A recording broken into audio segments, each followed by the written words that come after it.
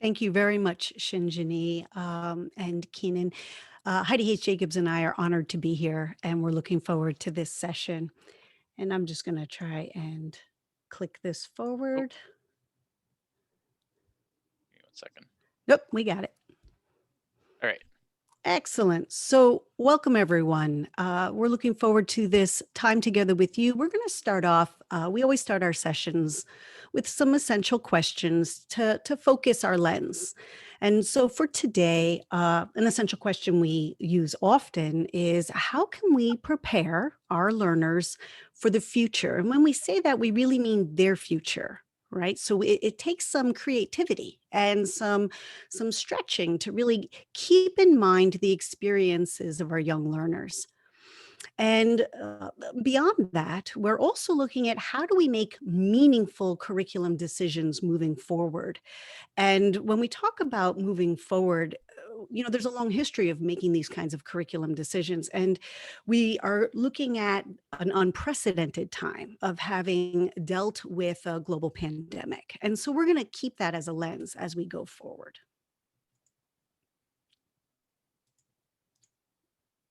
There we go. So, keeping that in mind, educators around the world, and Heidi and I work with people all over the world and have been throughout the pandemic, but they're all wrestling with the challenges of the pandemic. And although those challenges don't look the same everywhere we work, we are all dealing with challenges, meaning everyone has been facing different kinds of conversations and different kinds of choices about curriculum, choices about how to assess, choices about dealing with national policies that change or in provinces and state level. We're talking about access to the vaccines for everyone involved, and we're dealing with that today. The idea of being able to make planning. Right. So, am I going to be able to be in an open on site situation come the fall? What's going on for this summer? And then dealing with political shifts, pressures. And when we say political shifts, we don't just mean our leaders, we also mean our communities, having parents having different opinions about what's going to be best for our children or for the teachers. This level of decision making, on top of the fact that you're dealing with a situation of health fear, economic fear, and then this idea of what's best for learners, I would say, and I know Heidi would agree, unprecedented, the level of attention we've had to play to this. So we're going to be adding that to our conversation today, and we invite you to share your experiences with that as well as we continue with this conversation. Thank you, Oh, Marie. We go I back. apologize. Yeah. Bye.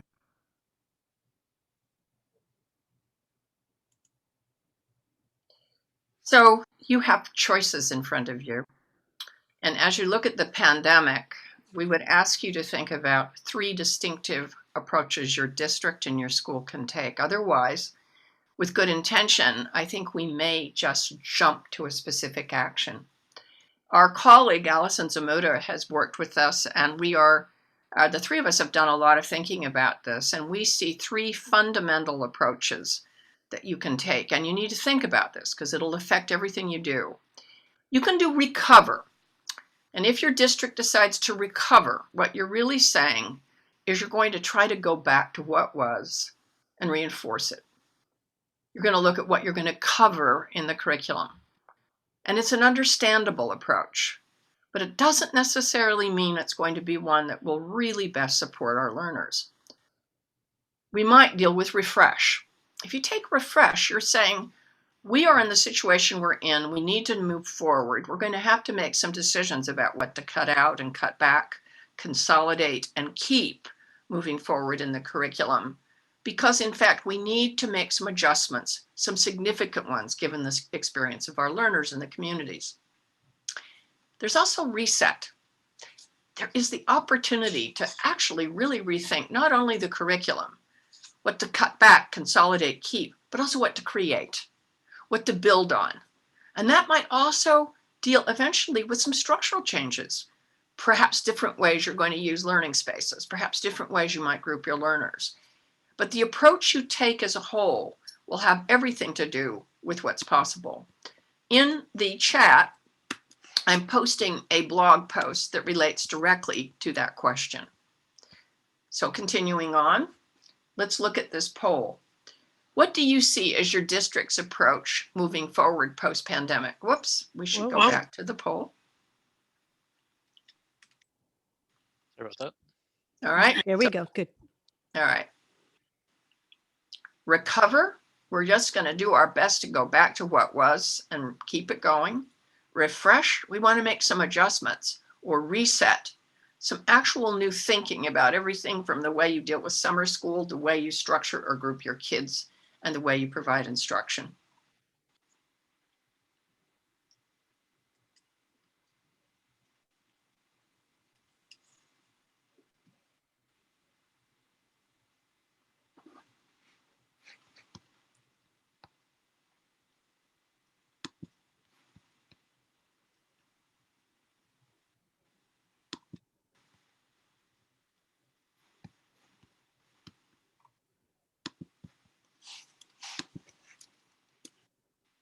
I think Sandra makes a good point. When we bring up this kind of a narrative, it's the idea of it's not an either or, right? It's always a combination. But the idea here is as you're facing any of these challenges or decision points, to play through these three terms to help us organize our thinking. What happens is when we're put under pressure, we're making a decision from fear, we end up spinning, right? We end up almost immobilized by the number of choices, or paralyzed, if you will. And so it's not really an either or, and you would never want to limit someone there. But as Sandra said, it's really this idea of a little bit of refresh and a little bit of reset, and in some cases, some recover. It's just know thyself, right? It's understand. It's not an either or situation, but to be intentional. that. All right. Okay, thank you. Share the poll results. Yeah, let's see those. That's exciting. I actually don't, I'm not really surprised. You know why? Because we have to. We really can't go back to the way it was. I think everyone has been through too much. And we're going to get into some of those questions now. Thank you very much. This is not surprising to us, but it's good to see. Great.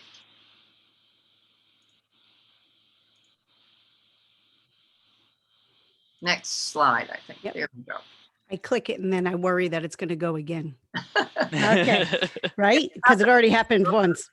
Yeah. So for our session, something that Heidi and I have been working on with many of our colleagues is intentional learning targets. That's one of the first steps we learned during the pandemic, is that clarity was really helping learners. So we have them for you as well. These are our learning targets for the session that we can gather input from our learners' families. We're going to go into that. But using these kinds of learner-facing targets for adult learners, families, and for the students, young learners, really can be helpful. And we're going to do a deep dive into these. We're going to talk about the ability to review scope and sequences, set up targeted teams for review. We're even going to a little bit role play one. We're going to think about determining intentional criteria. We're going to talk about how we can revise our maps and our curriculum based on what we learned through this process, and that we can make timely adjustments. Being able to be responsive, agile in our decision making is the key here, right? We're not looking at the 5-year curriculum review that we're all familiar with. This is something that is about timely responses. So one of the things that we've learned from that is that it can be very helpful to have a platform, a tool in order to meet and connect and to gather curriculum data and curriculum information. Keenan, would you be able to show us just a little bit of what that might actually look like, the ability to do that? So I'm just going to switch over very quickly here, just to give you all a glimpse of one of those platforms. So as we mentioned, Chalk is a curriculum mapping platform where you can not only organize your content, but as Marie was talking about, being able to make those quick decisions based on the information you're getting, not only from the curriculum, but from your environment. So here we're just quickly looking at an overview of, in this case, a second grade math curriculum map. Along the left here, we can see the various units paced out throughout the school year. And we can see how the school has broken down their intended curriculum that we're seeing here based on these different areas of the content, the assessments, those are associated to directly to standards. And within this environment, being able to do things like get an at a glance view of the pacing over the course of the school year. And this is really kind of the intended curriculum as we were pointing out before, but also within Chalk, being able to connect that directly to how that's being used, which could be referred to as the operational curriculum and how the teachers are actually applying that in their day to day. So if we toggle over to our insights here, we can actually gain some pretty detailed insights that's giving us live information of how these teachers are working through these units. So these little circles here that we're seeing on the screen actually correspond directly to those units we were looking at earlier. So in this case, we're seeing the pacing of a group of teachers that are currently using this curriculum map. And those dates, each column is kind of representing a date. So we're moving from September through to October, and we're seeing how in this example, when that transition from orange to green is representing that transition from unit 2 to unit 3 concepts. And not only can we kind of get a glance of this at a high level to help drive those high level conversations, but we can actually dig into the details right here. And let's say, for example, we want to see what Kier Witt here is doing on Monday, October 14th. We can jump into that lesson, get some context, see if there's any videos or other resources we can actually access and play those directly from this environment if we want to. And not only that, see any associations to whether it's standards, learning objectives, and or attachments, all of those resources found in one place. And there's also the option to kind of look at it, in fact, from that perspective. So if we want to dig deeper and we're maybe focusing our conversations on unit 3, we can actually hone directly in on that and see, based on what we've decided to focus on for that unit, who has actually assessed those in their lesson plans, where are they using them across the year, and kind of look at that across our group of teachers. So just really making it quick and easy to see that information and then jump right back into that context of creating and reorganizing and changing it to best meet our students' needs. So I'll go ahead and hand it quickly right back to you, Marie, and just I think you should be good to go to just keep clicking through there. Thanks, Marie. You have a lot of confidence in me that way. There we go. You Thank got it. you. I think the question here is what we've just seen is that if you don't have a systemic way of looking at your material, what are we apt to do? We're apt to cherry pick, just do our best. And so what happens is a student can have what we might call a cherry picked curriculum. But here's the most fundamental question. If we're going to go ahead and discuss choices, you know what the bottom line is who your learners are now, what they have been through, what they're currently experiencing. We are not out of the woods on this pandemic. We have people from all over the world who are with us at this moment. And where you live has everything to do with your access, as you referenced earlier, Marie. And so the question here is sort of taking a look at how do we determine the impact on our students' lives. I'm posting another blog post for you to look at. And in this regard, we also provide some tools for you to begin to gather information from multiple perspectives. And that's going to be important, that you don't just guess what you think the kids are, or we don't rely totally on testing to determine where they are, because there's restrictions on what it shows. We're going to need to do a lot of listening and paying attention on all levels. Let's go to the next slide, please. Because here's what we have to determine. First, we're going to take a look at the question of this phrase being bandied about, learning loss.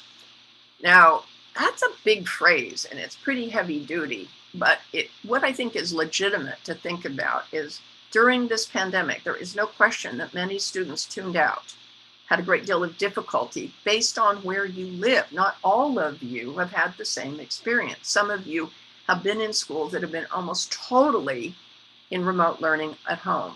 Others have had hybrid models.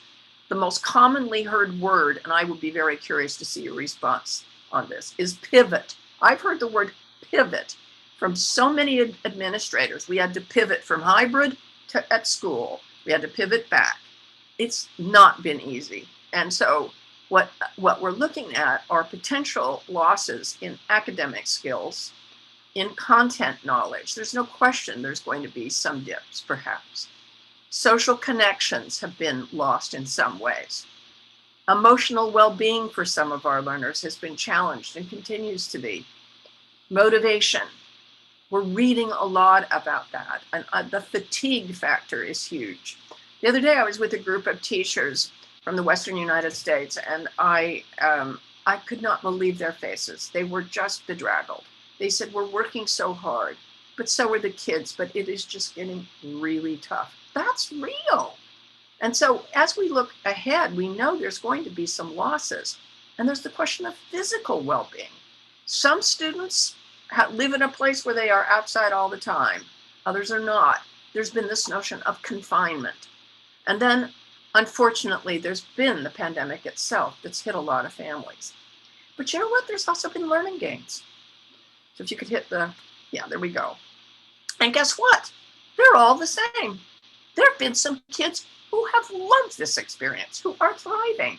You know, the RAND study that just came out pointed out there's going to be a very high increase, significant in some instances, 10 to 15% in some communities, of students that are in fact going to opt to stay at home learning. That means you're going to have a faculty for home learning faculty and your on-site faculty. There's been gains in academic content. Kids have gone deeper. They've had the time and not felt rushed. There's been new social connections that have been made, some of them global. Some students have felt closer to their families. Some students have said, I'm not bullied anymore. Have you heard all of these stories? Some students got excited about something they were motivated about, and others physical as well. But here's the point. You know, a moment ago, Marie, you referenced someone in the group, and I think it was Sandra was her name, or someone who was saying it's kind of a blend of the refresh and remote. I think there's a point to that. I actually think things tend to be a little more distinctive, but that's a good point. Isn't it the same here too? Couldn't it be that a student made gains in one area and not another? That we have to be careful to oversimplify. Next slide, please. Building off of that, what we've learned is that the silver linings exist also for the faculty, the administrators, the families, and parents. We've seen opportunities where assignments that might have originally been more teacher controlled, because some of them had to be on site or off site, and we had to work with the materials that students had in their homes or had access to, there was this opportunity to include new interests. Or teachers across the board have been telling us their digital skills are much higher now and much faster than we ever thought possible before. We have seen improvement in academics and the variety of options. For example, some of our schools opening up to world language opportunities online, or certain programs that maybe they didn't have a teacher on site for. It's become more natural to access field study programs with universities and in different parts of the world. Supportive connections. Lots of the fatigue situation we saw with high school students reported coming down. Again, Heidi, you just mentioned the connection with families feeling a lot closer together, but also that stress. The idea reduction in commutes and traffic. I'm talking to you from the New Jersey, New York area. I have to tell you that one was hands down. Also for high school students, healthier sleep patterns that we saw. Also the elementary students being able to sleep in.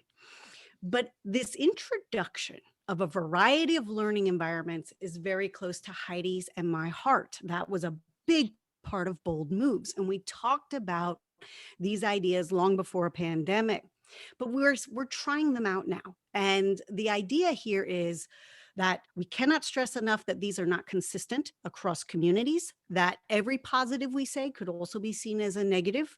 And we're just encouraging everyone to open up these conversations and talk about, what can this look like going forward? One of the number one areas of that conversation was curriculum. But we had to learn who to ask and whose experience and perspective was being valued in these decisions. So in looking at this question, in developing a profile of a Right Now learner, and there's a blog post, there's several things I've been posting. What you need to do is go directly to 4 groups to inform your goals. Be careful here. Please hear us on this. The temptation is to go give these kids a bunch of tests and then make a decision. You will have lost them because so much is going to be dependent on what motivates them, what their experience has been, and also to use other forms of demonstrations, other evidence that perhaps they produced at home, or projects or work they've done in a more formative way.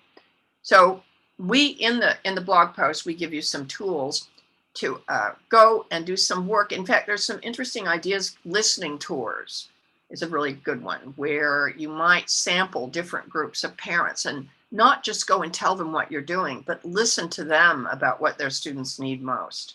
Listen to teachers right now. They are tired. They are working hard, but they've learned a lot. And as you said, Marie, one of the silver linings is everybody's game improved. Every teacher's game improved with digital tools. And so the idea here is, what are some things? What are some gains? And especially listening to our students. Next slide, please. So in the blog post that we've provided for you, what we have are a series of protocols that can help guide you as you listen to your stakeholders. And you'll notice that they're written, generally speaking, in the language of learning targets, in facing language of the person who's looking at the work, as opposed to how do you feel about. It's more expressing your experience. You know, this is one of those, an ounce of prevention's worth a pound of PD. I think that the idea is to find out more now. Do not rush before you proceed. And I'll give you one quick example. Right now, Marie and I are working with a district in the Midwest, actually in a very rural area. And the superintendent was very concerned because in their deliberations, they found out the students were not motivated. They did feel like school was punitive. They have to do summer school. They recaptured it. They did a reset. And right now, what they've done is they're creating an opportunity for students not only to deal with all of the needs they have for language, but they're going to do it in an outdoor setting. They're near the mountains. They're going to create an environmental, super cool summer school. The enrollments are coming in. The effect will be profound because they stopped and they listened. They listened to what kids said. They looked at what the teachers needed, and it will not only be a relief, but my hunch is it's going to be very effective on communication skills. Thank you. We'll give you one more example. This is an example of a tool called Thought Exchange. And what Heidi and I liked about this for one of our districts, which was an early childhood through high school program, was that they were tuning into this conversation very early in the pandemic. And so what they did was a series of surveys, and they would do it in a sequence, meaning they would survey, let's say, the leadership and the faculty. They would survey the students, and then they would survey the families. And they gathered all this data pretty much every 3 to 4 months. It was a very quick survey, sometimes open space questions. Sometimes it was about this idea of a multiple choice. But Thought Exchange gave them the opportunity to rate their agreement or disagreement to a statement. So, for example, if I said, my son is doing very well with distance learning because normally he's hyperactive in school. He talks a lot, he touches everything, and he gets up. Well, at home, he could do that in this space and there was no penalty. And so his grades actually went up because it was really not clouded with his behavior. Fantastic. If someone else agreed with me, they could do 3, 4, or 5 stars on my statement, which means now the administration of the leadership of the district could say, I hear a voice, but to what extent does everyone else in our community agree or disagree with that voice? How often do we get led by the loudest voices, not necessarily the one that's most often? So something about Thought Exchange to take into idea. If you're going to start surveying and reaching out to all these voices to find out who your learners are, what your community's needs are, this is an option. Another thing to notice, though, is they did it every 3 months. So the opinions early during the pandemic were one way. We can call that something like phase 1. Phase 2 was, okay, we were all in it. The adult learning curve had set in, decisions had started to come in. Did opinions change? Did needs change? Did skills change? Then they did it again later during what seemed like a recovery for that area. And then even when they got a second wave and a third wave. My point is, we may think we know who the leader is or who our learner is. Heidi and I even published that in Bold Moves, but the learner keeps changing. And it changes even when people move in and move out, something we've noticed. A lot of our urban schools ended up having people move away. So their populations changed what they needed. The suburban schools exploded. Has anyone else seen things like this? So we've even seen migration patterns happening now because of the pandemic. How is that affecting your school, your resources, and your needs? So the idea of this survey is that, again, we're going to say it, know thyself. Who are we? Who's our community? And who are our learners? And then in that building of information, you now have enough data to then make curriculum choices, decide certain things that might align to the needs of your students in a strong kind of way. Also, is it an issue of gaps? Is it an issue of they had learning gains? Are there areas where we can condense the curriculum or we can consolidate pieces? Or are there certain parts we know we need to keep? This is something that, in the balance of examining best practice or areas that we have identified gaps, you can make timely decisions. And that's what we want to talk about.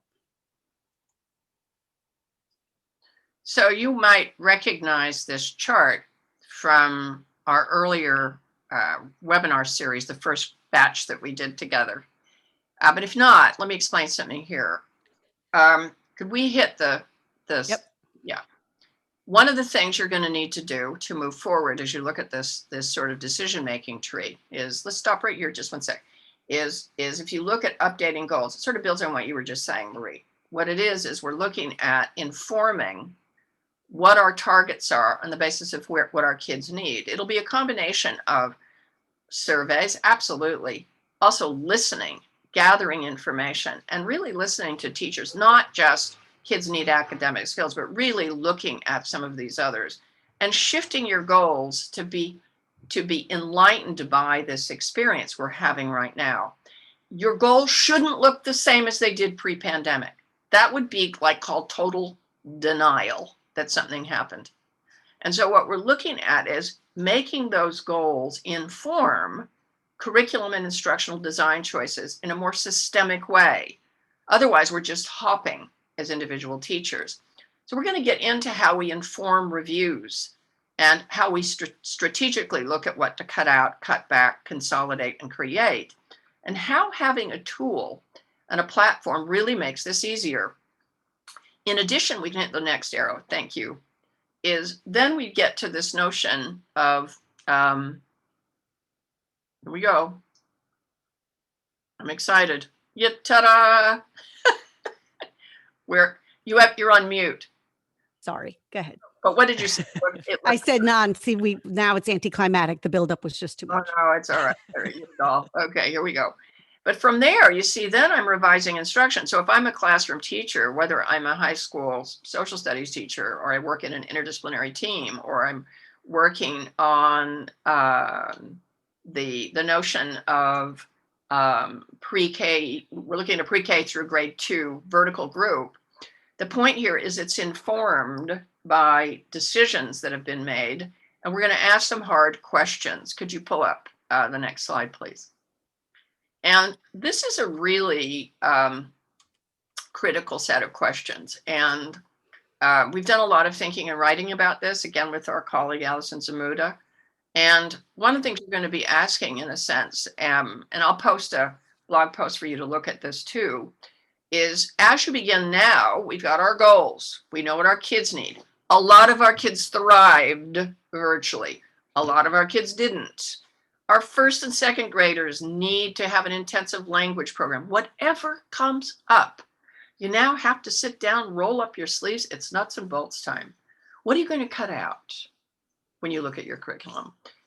Where do you need to make room for deeper investigation and development of concepts and skills? Not all things are equal.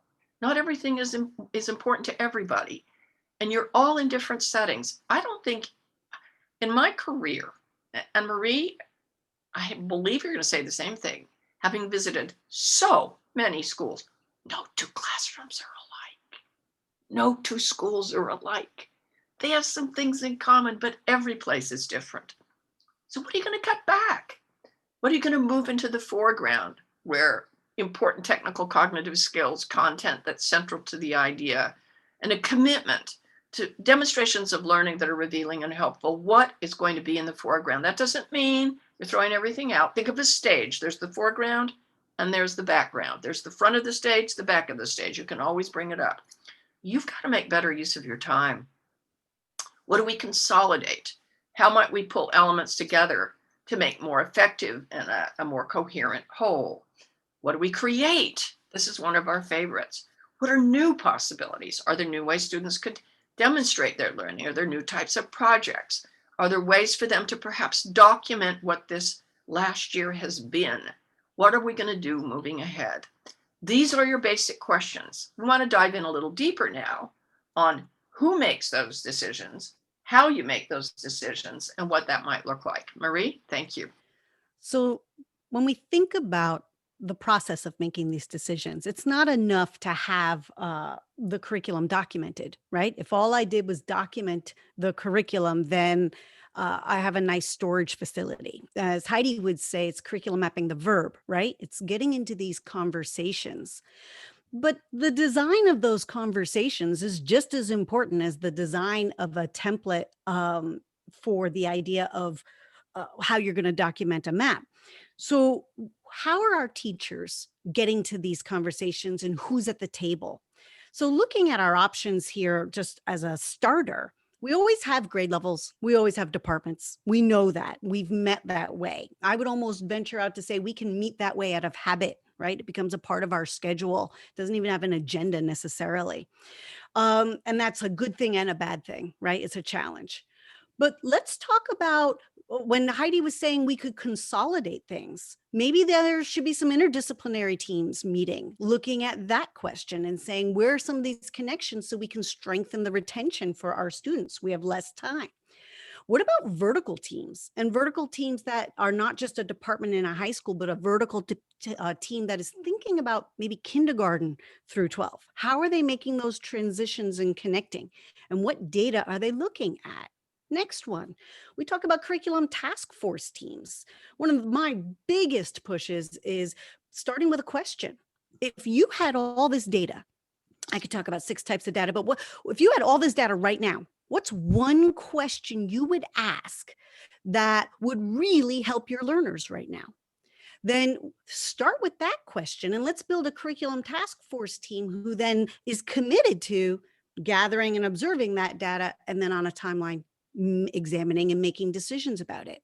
We can also think about curriculum councils, people who it's part of their job to be connected to these conversations ongoing, keeping the schedule. That way it's not a one-hit wonder, right? Oh yeah, we did that 4 years ago. We had this great thing. I had it laminated. And we go, no, this is an ongoing process that we facilitate and return to.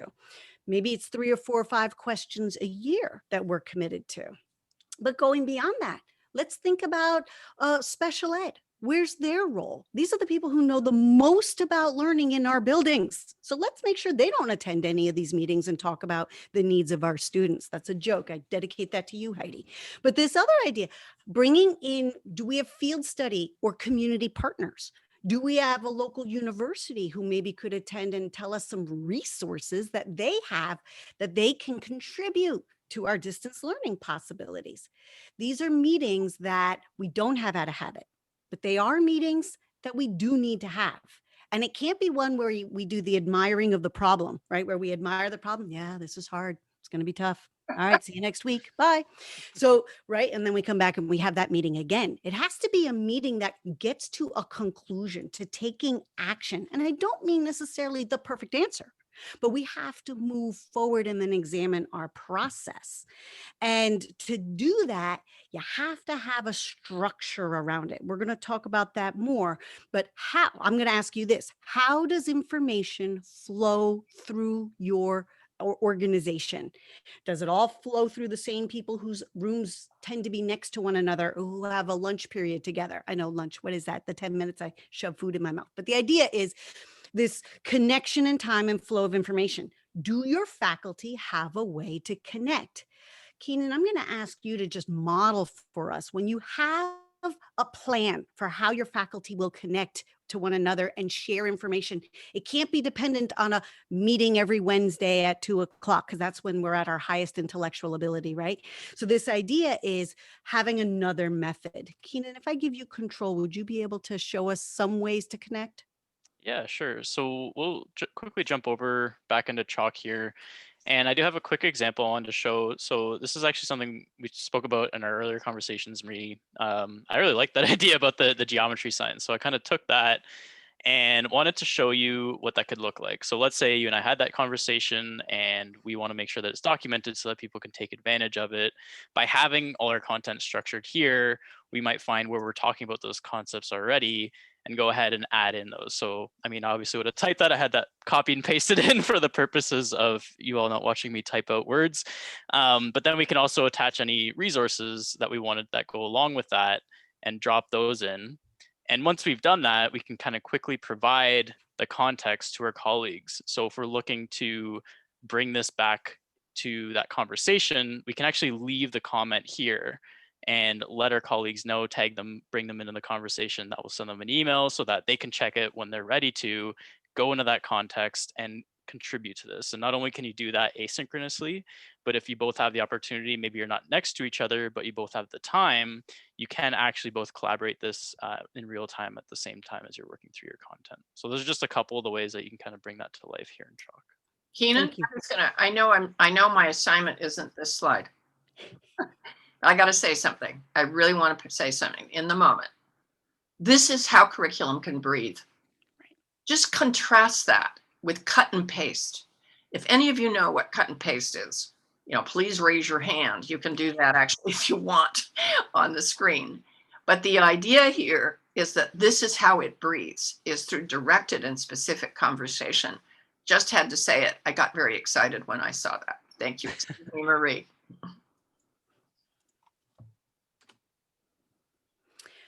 So what we would like us to be able to do is just take a moment to share in the chat. Heidi and I know a lot of the participants in attendance. We're very happy to see you. I was going through the names. So we're glad you're here. So we want to hear, and many of you have been curriculum mapping for a long time. So you've had some of these groups come together. Could you share some of the groupings you've used with your curriculum mapping, the verb?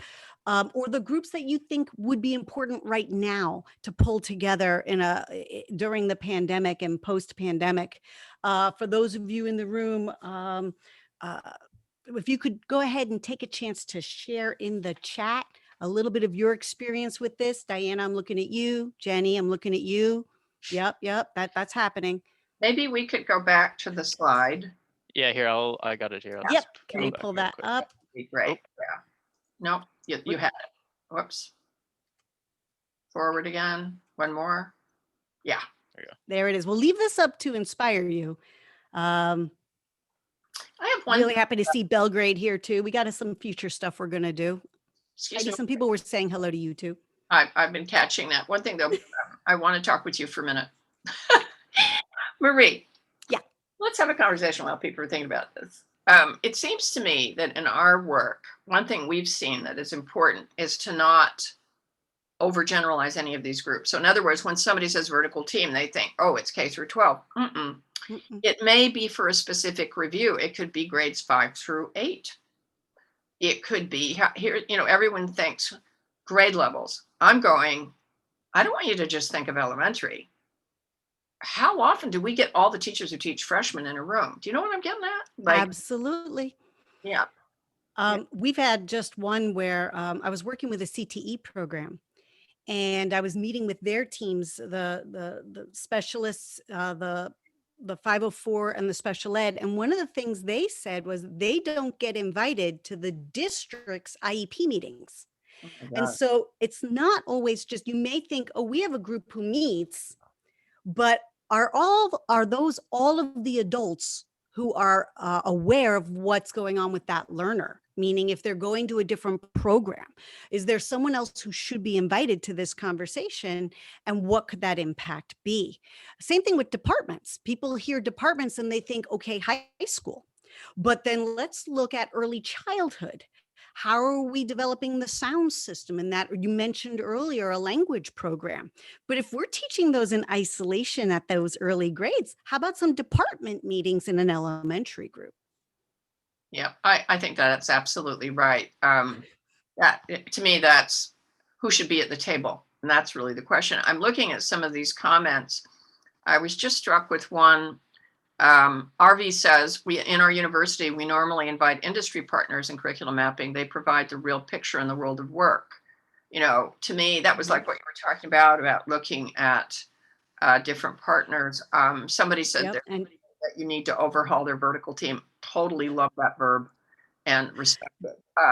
Diana Hannebeck says that their teams have been up until now mostly administrators and teachers, and the special ed teachers also provided great insight. But what she's recommending, she's looking at the idea of those local businesses and bringing in, again, those resources. We overlook them. They're right there. We have a group up in Connecticut who used a local chocolate factory known to the area. They have an entire second grade curriculum now for math that's building off of that. So yeah, let's start spreading out these teams. That's great. I think let's move along. Yep, we've got this one. How are we doing, everybody? I hope seems pretty good. Every once in a while, I look at the clock and I'm like, go faster. Keep Well, going. I Ginny and just make sure she's happy. That's Keen's always happy. So let's get down to business here. We are not talking about dabbling in curriculum decisions. We're talking about formal reviews. Every profession has them. If you think about medicine, they review a case formally. It's not informal, it's formal. Business, startups, law, it's formal. We need this too, and especially now, given the pandemic.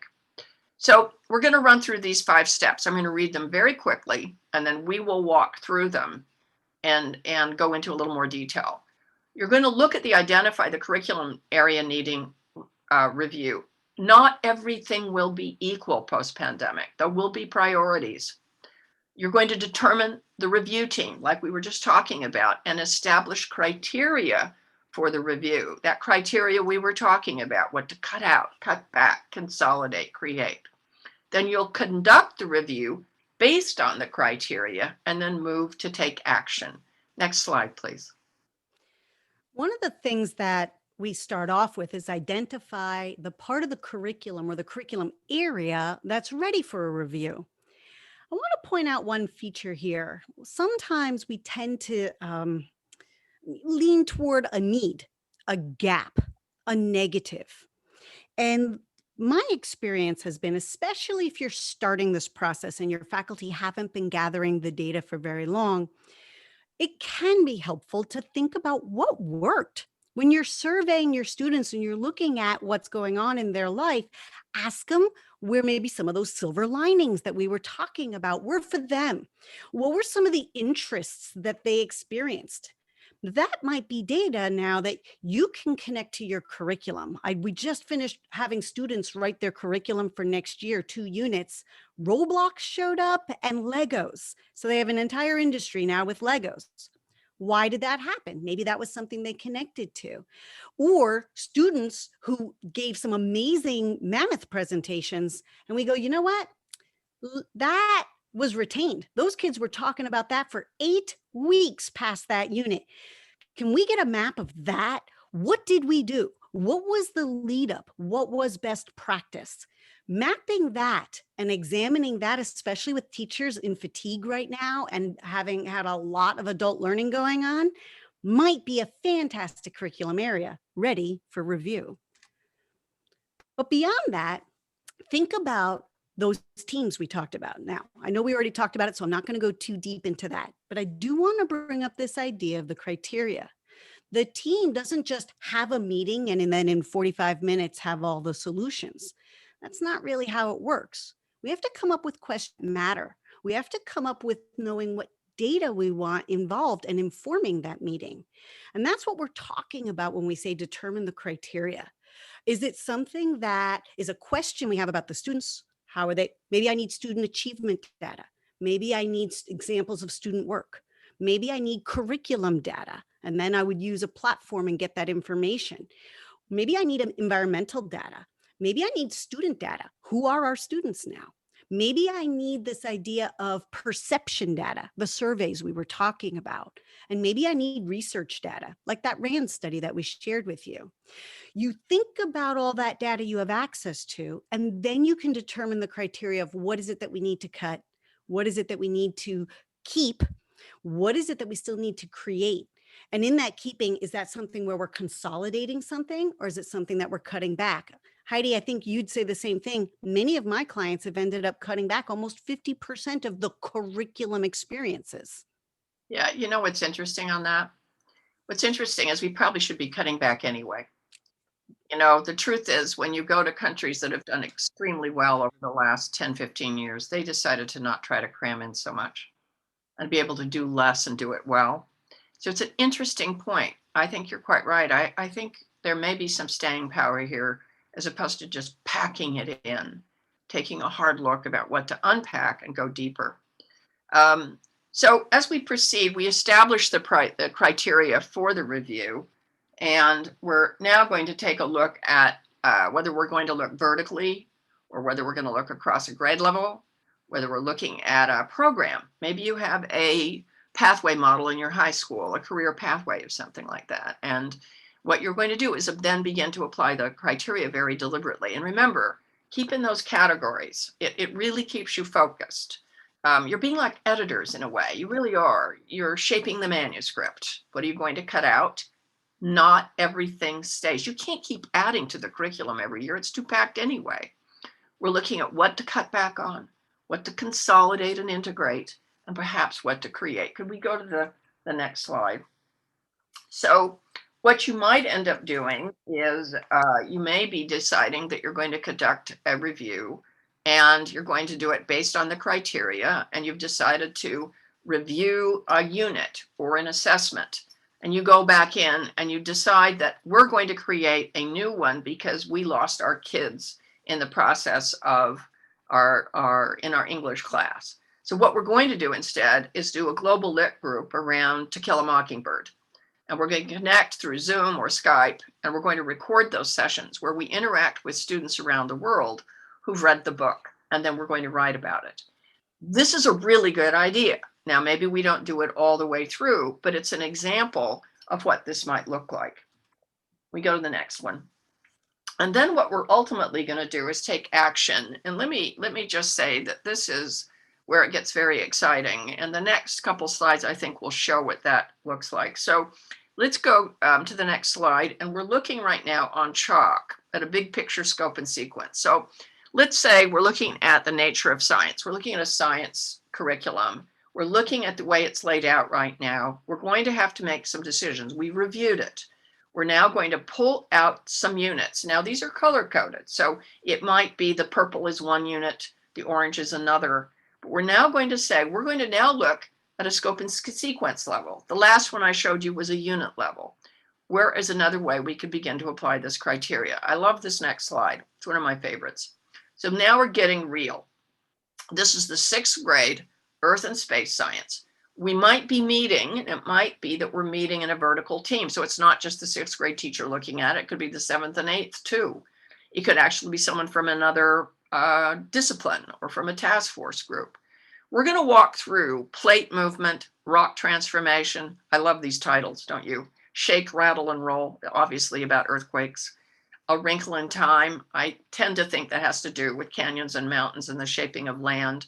We are in a revolution. We're moving to space science now.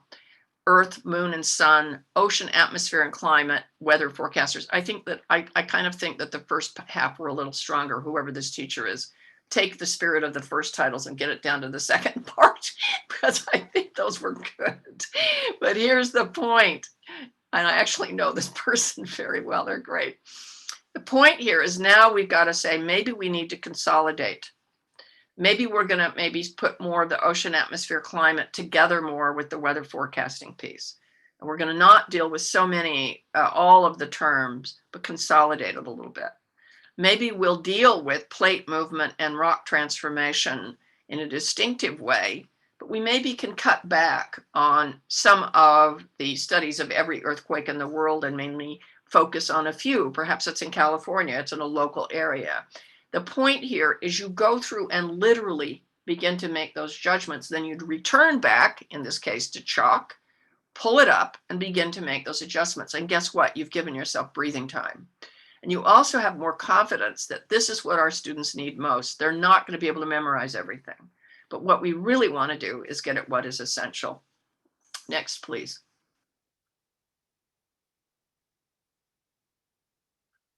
So when we actually have the ability to pull some of this data together, what does the conversation sound like? Remember, we were saying that sometimes teachers get together at a habit.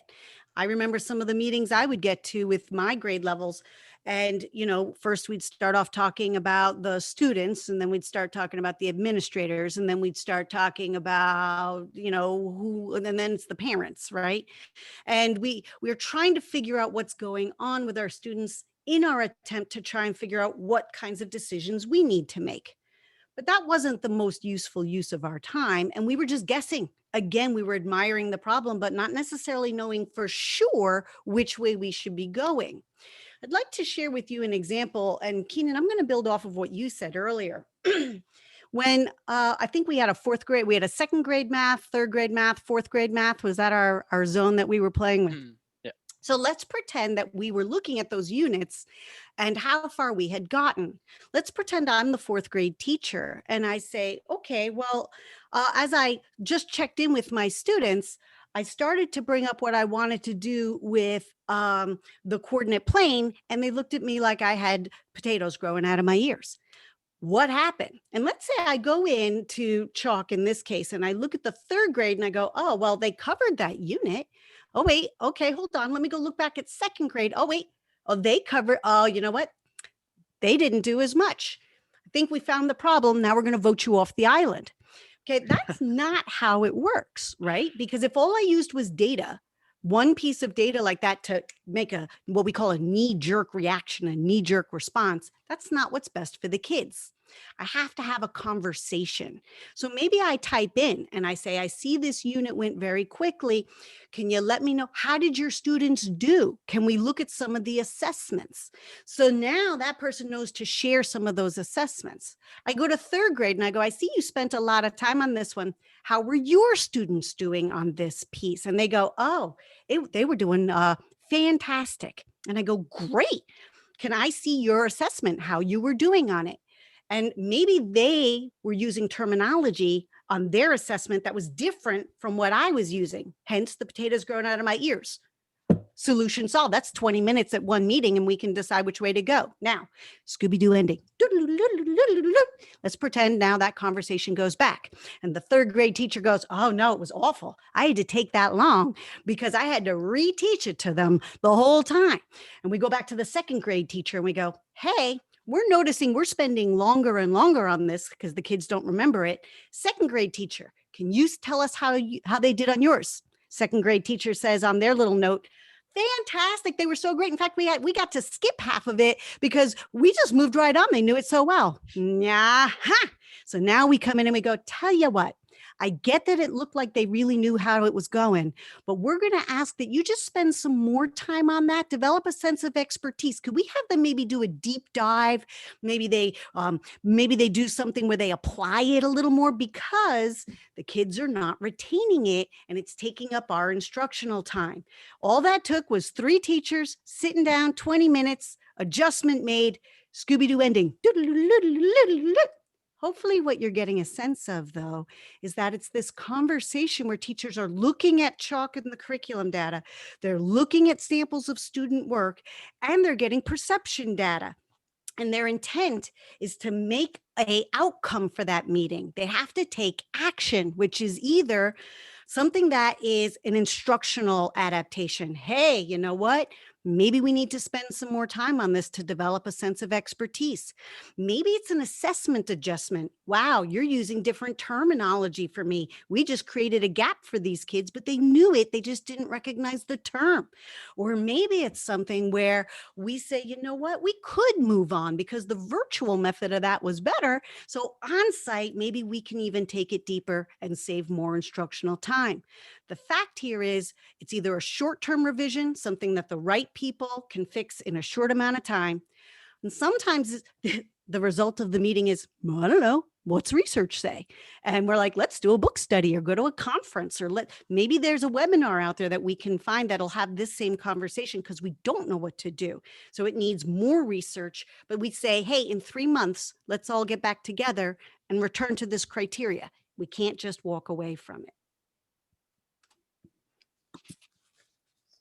Wait, this is still me. Here we go. Oh, I'm on a roll. Heidi, you can just jump in anytime you want, but benefits and outcomes. So what does this do? Hold on. I Yeah. just want to hear the doodle thing. Right? See? Right. I'm waiting. It's a Scooby-Doo ending. All right. Look at our story that we had. Our goal was to increase student retention. We were addressing a vertical relationship at an elementary level, which meant now we can teach more material in less time, or we can improve the school culture for learning. Teachers feeling comfortable with other teachers putting notes on what we're doing and giving suggestions. How many special ed teachers could give suggestions that would help all students in all classrooms? We can also improve communication and team connection. Teachers right now don't have enough time to try and carve out an ability to meet with everyone they need to meet with. But if I could log on and see information that someone has put there for me when they had time, I can still benefit from that. And we can look at that alignment within our teams and how we can support one another and connect that. And we just saw this happen. I'll give you an example, and I dedicate this example to Lisa Carter and something that I saw her say.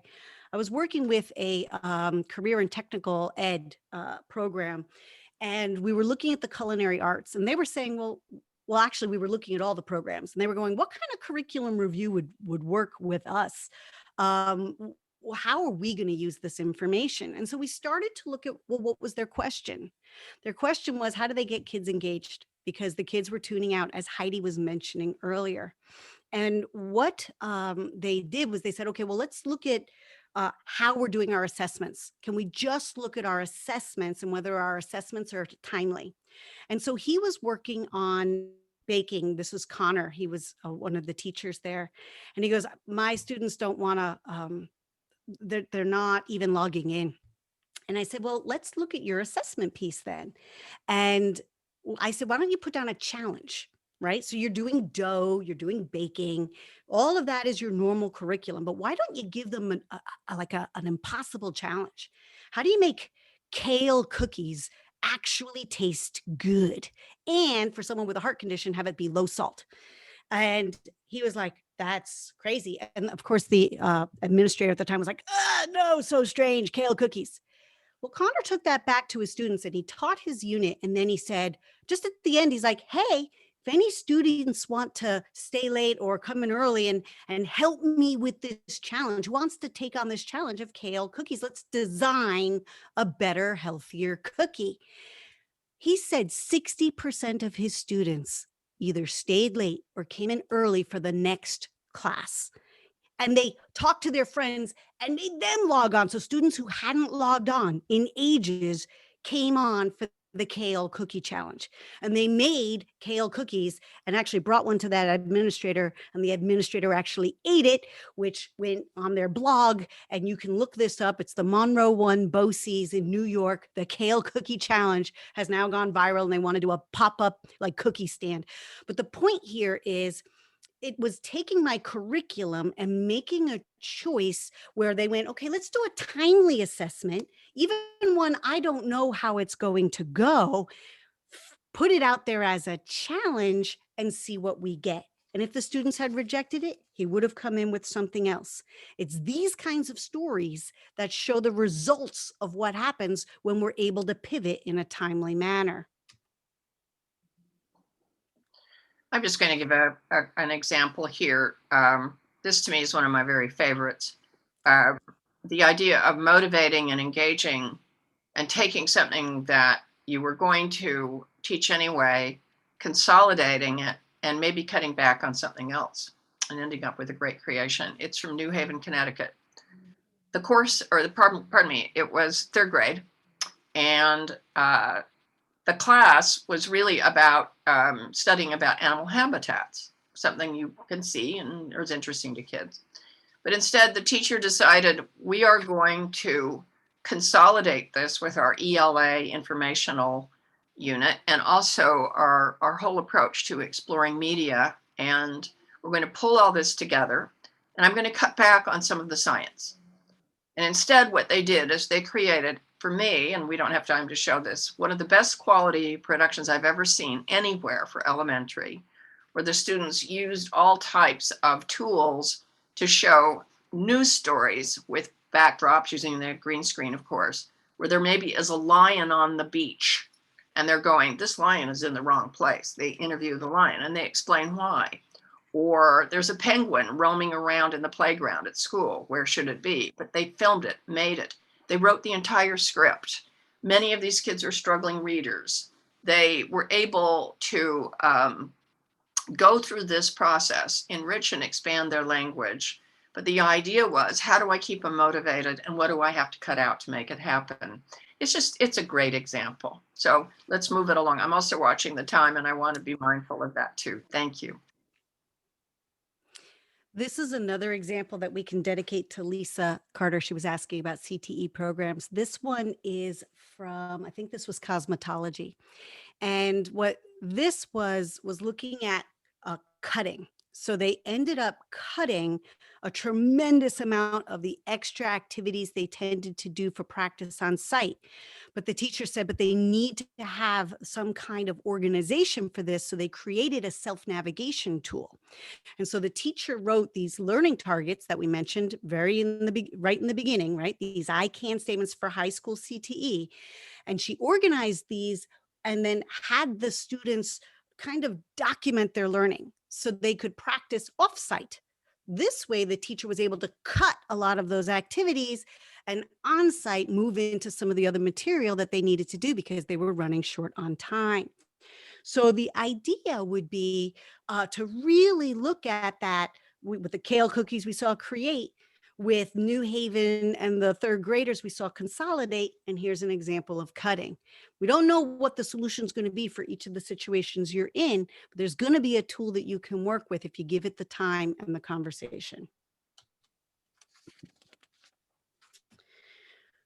Which leads us to one of our colleagues that we work with, Wilton, Connecticut, really looked at the language that they're using to talk about this timeliness, right? To talk about what we're going through. And so they shared with us this graphic, uh, and they talked about phase one, where they immediately had to do adult learning, looking at this blended learning during a pandemic and all the adult learning that was involved with that. That was very system centric. But then it quickly moved into phase two, which was normalizing that. Oh, okay, we got this. And the teachers made jokes like, I just figured out this schedule. How can you change it on me again? Right. And then we had teachers having to go for 2 weeks shutdown and 2 weeks on site. But this led to phase three that they very quickly said, this is not how it's going to be forever. We have to talk about this ability to reset and refresh. And Heidi, if you can finish us out here, this Yeah. idea of moving in. Mm-hmm. Yeah, thank you. I think it's important. There's one thing I understand this idea very much about being fluid and flexible with terms, but I also think there's something where we can kid ourselves. There really is a big difference between recovery and taking the courage and the steps to either hit refresh or reset. It's different. And if you go to recover, if you're going to try to normalize, I think you're in defiance of what's real. And so I must just say, I think it is an act of courage, but I think the real pain will come for not doing this. And so what I respect, and I know this district and the way they're working, is notice the use of language and the image communicates with everyone what's going on. It is important not to try to say, well, it's a little bit okay. I don't think so. I think when it comes to the learners, they've been and are in a battle, and we are still fighting it as a nation, and we are fighting it as countries around the world, and as a society, and as a planet. And so it's really important for us to have the clarity of language, because all those nice and interesting examples we just showed, it comes out of a permission to try to do the right thing for kids, and at the same time deal with some of those academic demands. So let's finish up with We have some people, just to give you some language that we faced that motivated this pyramid and pyramids like it. Heidi and I have worked with groups where the narrative is either people being terrified that things are going to stay in a distance learning, and equally people terrified that we're just going to go back to the way it was before. And so this conversation is emotionally charged, and schools are emotional organizations. So I want to highlight something that Heidi said, which was we got to listen. We got to listen. And when we hear emotions and language come forward, dig deeper. Why are we getting that reaction? And can we pull forward that reset to refresh and then see what the post pandemic will be? Thank you, Heidi. that was important, Marie, and very heartfelt. Thank you. So returning where we started, what we're trying to make a case for is to look at your choices and be candid about them, whether recover, refresh, reset, when you look at the curriculum, and then finally bringing it back home. The next slide, please. Stay focused on your learners right now, who they are, what they're experiencing, and inform your choices based on the needs of your specific students and community with an eye to the future. So thank you. We're now going to move in, I believe, to Q&A. And so Keenan and Shinjini, do you want to rock it here? Yeah, so we got two excellent questions. I'll start with Jennifer Norman's question. How do you address teachers/staff that have been up so overwhelmed and are looking forward to and just want to kind of go back to the way things were? Yeah. So if either of you want to kind of take a stab at that one. I think, I'll be very honest with you, I think there may be, it's such a good question. I think one of the things to separate out is the grief people are going through. There's loss. To acknowledge the way it was before and to hear it and listen to it. But it's really important to be very candid about what is it that we want to, it's not giving up everything. It's not saying everything we can't keep, but what are the features that we grieve, that we want to move forward with, informed by what we've been through. So the tendency to grieve for the past is understandable. Cities have changed, people have changed. There have been literally so many thousands and thousands and hundreds of thousands of families that have been affected by this. And so I think the desire for that is understandable. The question here is, what is it that we had that really we want to build on, add to, refresh, appreciate, take into a new level? So it's acknowledging that, and I think there's wisdom in that, to acknowledge that people have that, but it's not real. It's not real to go back, but it's totally real to long for certain elements that we want to maybe even put more in the foreground. I mean, how many of you are looking forward to just sitting in the faculty room and hanging out and talking about a baseball game? I mean, you want that. And so, of course, and you know what? We will have it and we're going to love it and prize it. That's my. And there are things about it that we can identify and have language around. For example, Heidi and I stress the idea of the use of the word classical. It's not abandoning everything before, and progress for progress sake is not helpful. So I would invite some of those people to identify the elements that they value that are classical because they work and they always have worked. Let them be a big part of identifying that, and that will help them move into the space where this adult learning is required and that things do change. Change, even when good, still causes anxiety. So I think being sensitive to that and talking about it openly is helpful. For sure. It's amazing that the communication has such a big aspect around it. the next question actually leads really well into this is, what are some of the best ways to get into school, like dialogue into schools around genuine curricular creation? Do you want to go first? Well, I just want to make sure I understand the question. What are Sure. some ways to bring the narrative into the school? Meaning maybe I'm a parent or I'm a teacher? I believe it's coming from that administrative or teacher lens. It's like, what are some of the best ways to get at To schools bring to it in. have that dialogue around curriculum? Sure. Well, one way, and whenever you're talking about an emotional organization, I think it's very important that we not overuse the analogy with business, right? So the way businesses bring in a conversation is because they're like, hey, we got to move forward and be competitive, right?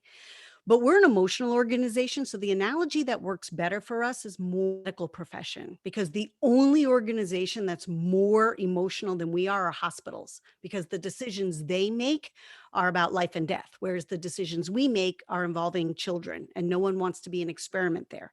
So if you're sensing that this conversation is going to tap into some of that stress, bring it in with some of the research there is on the community theory.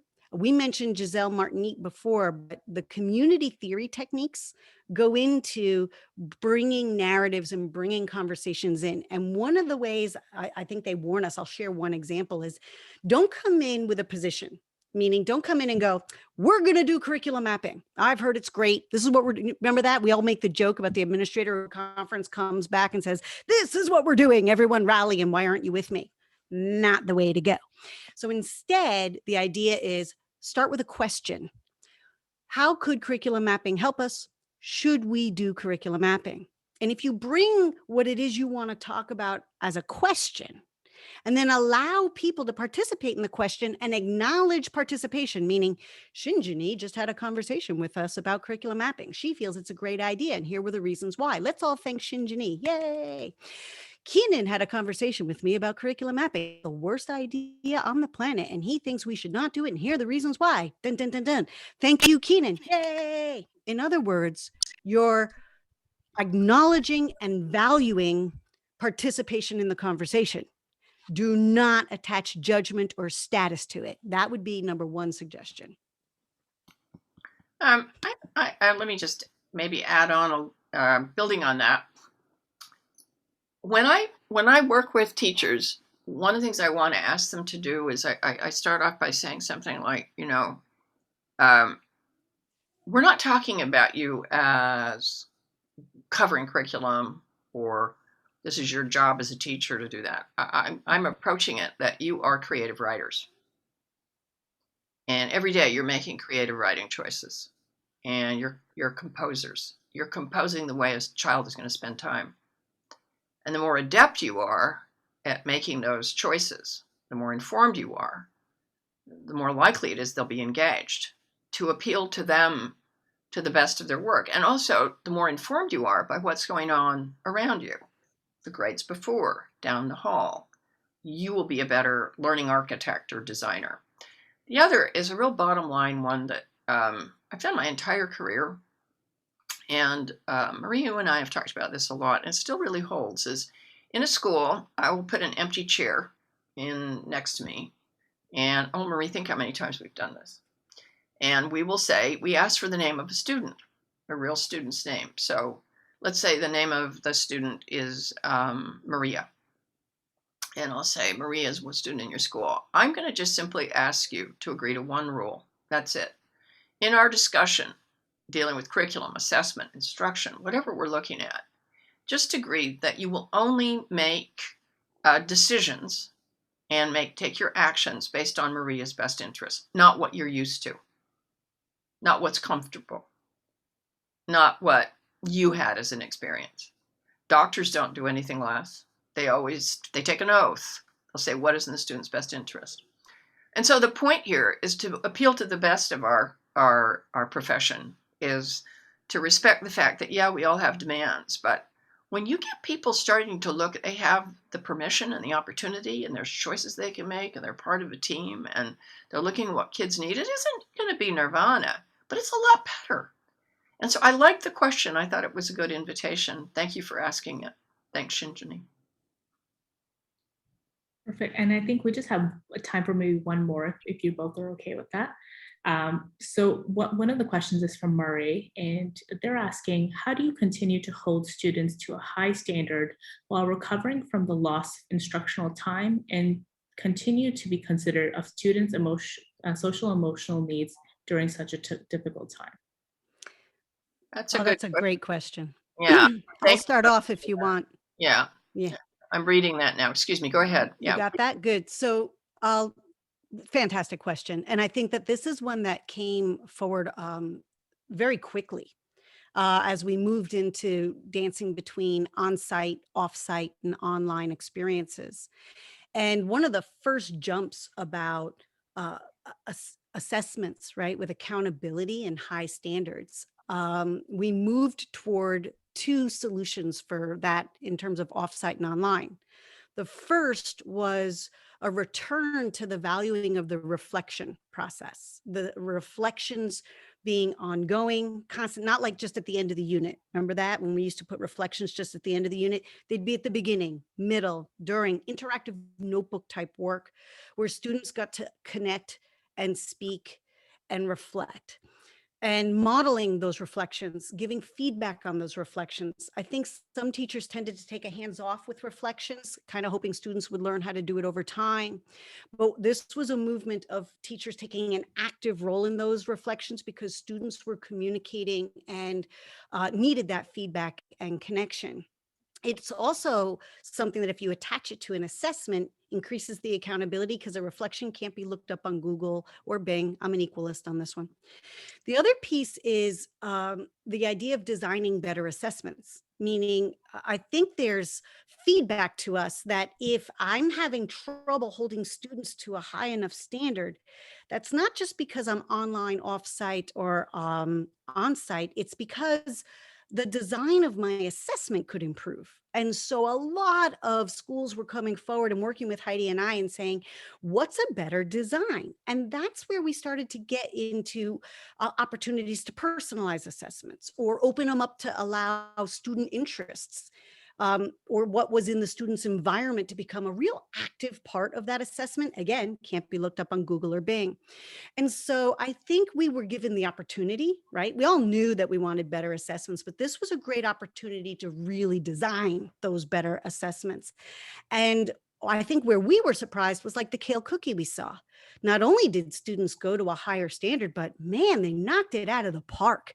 Those were assessments that kept going even when we moved on to a new unit. I'm going to leave some time also for Heidi. Thank you. I want to take what you just said, Marie, and I'm going to take a slightly different angle because I think you really hit it on the head and that it's looking at better quality student work. I think the problem, and I'm so glad you raised the question, Mari, the problem isn't necessarily the standard, it's the way high standard is being defined by a school district or a school. If high standard really means they do really well on a multiple choice test, you're in trouble because that's actually not a very high standard. That's just a hard test that isn't going to particularly show what they need to know. If you're looking at a high standard, whether it's the kale cookie or whether it's the example of that third grade class that did stunning work in a multimedia production, that's a lot more impressive than doing well in an animal habits test, choose the right animal and match it to its habitat. I'm sorry, you can guess and get that right. So I think the issue is for them to take a beat. I'm a little nervous about that question, I'll be honest. If I were a kid, I'm going, I have been getting through this friggin' pandemic, and you are now asking me to do this. By the way, think how many organizations have made some adaptations this year, including IB and some others, recognizing the demands. So let's translate what high standard really means and in what way will it be demonstrated. It isn't to lower them. I actually think most testing is low. So the notion is to bring it together. What matters most? You want to keep these kids focused. Maybe we all need to take a break on that one and to have the longer view in mind and build to the level of performance that we're looking at. Thank you for that question. And thank you, Chalk. Thank you very much for having us here. This was a lot of fun. And it was nice to see some familiar names and faces